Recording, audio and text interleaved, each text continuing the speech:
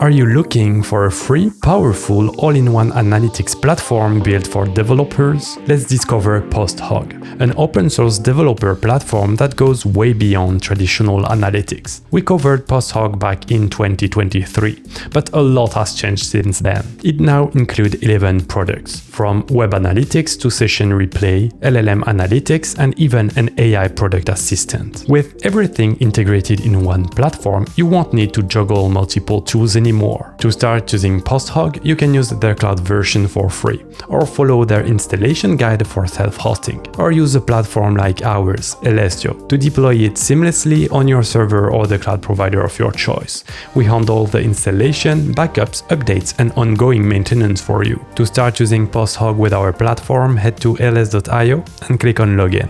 Then deploy my first service, search for PostHog, and select. Choose between the different cloud providers, regions, and service plans based on your needs. And then next. On the last screen, you can adjust more advanced settings and choose between different levels of support. The first one is free and included by default. Once you're all good, hit the Create Service button. Once the installation is finished, you will receive this email telling you that your new instance is ready.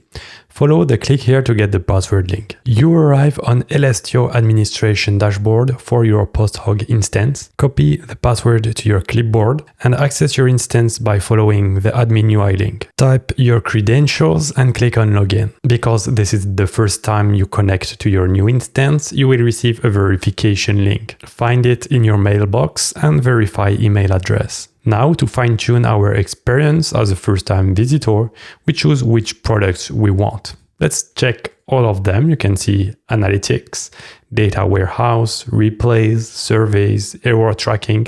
It has everything, and you can choose with which feature you start. Let's take the first one, product analytics, and go.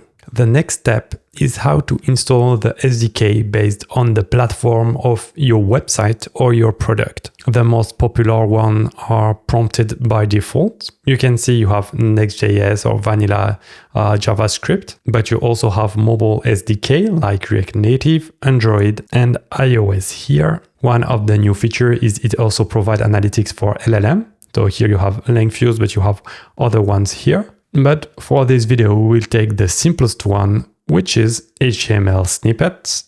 We copy it.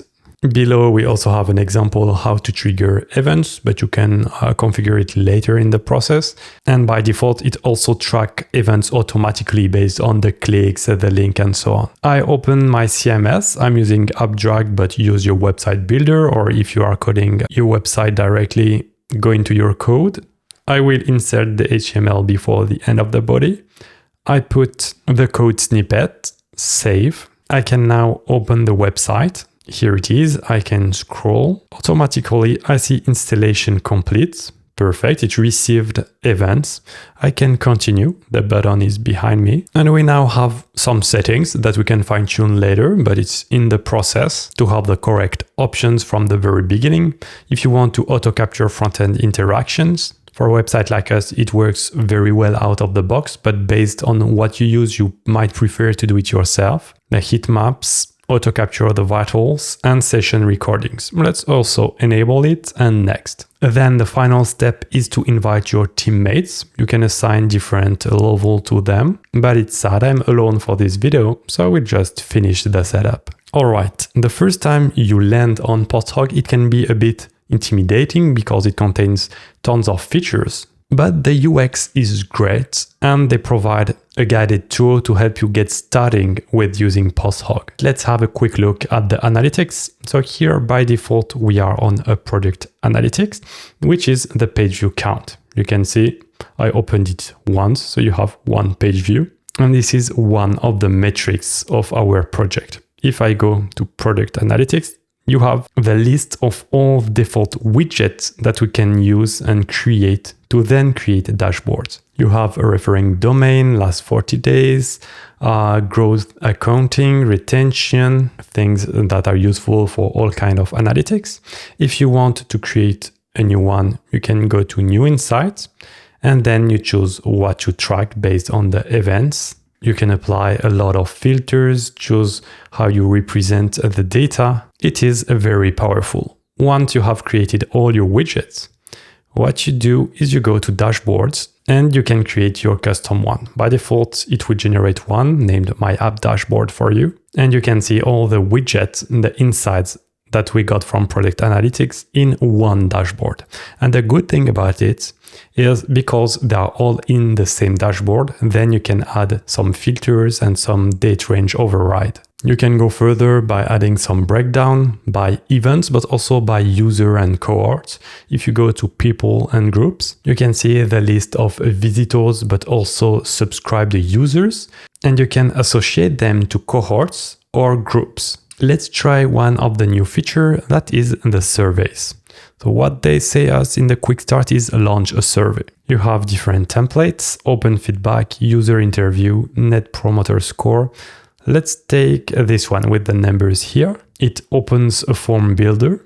We can name it feedback form. Then in presentation, you can show if it's a popover that will appear automatically if you need to trigger it manually using code after a specific action, or if you want to add a feedback button. Let's take the popover. Then in the steps, we can adjust the question.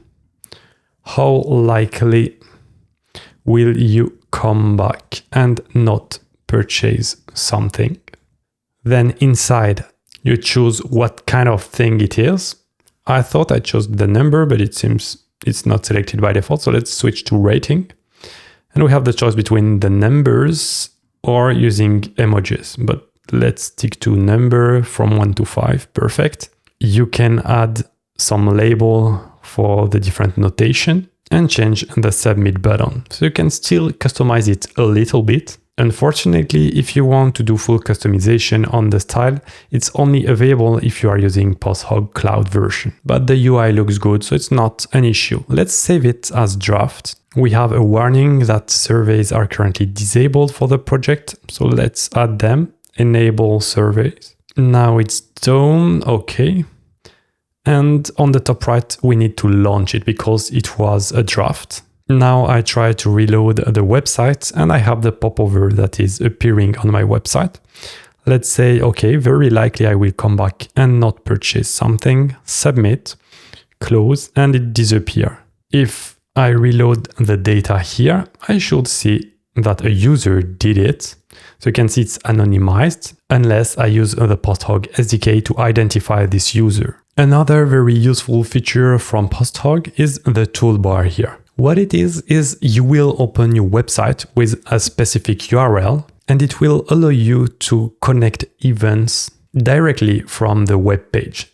So let's apply the suggestion and launch. So it will open the website with a specific URL, which will add the toolbar on it. Now I can see it on the website.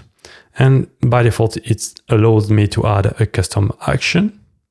So you can select an element, the element you want to track for an action. So let's say the input for the newsletter. And for the event, you can track it as started to fill the newsletter.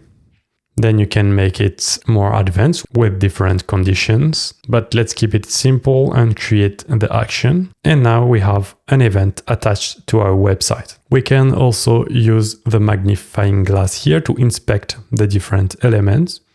You click on one item, Google, it's selected and you can add events to it. This tool is perfect for non-developers that want to have control on what to track. Now, one of the best new features that you have with PostHog is the AI assistant.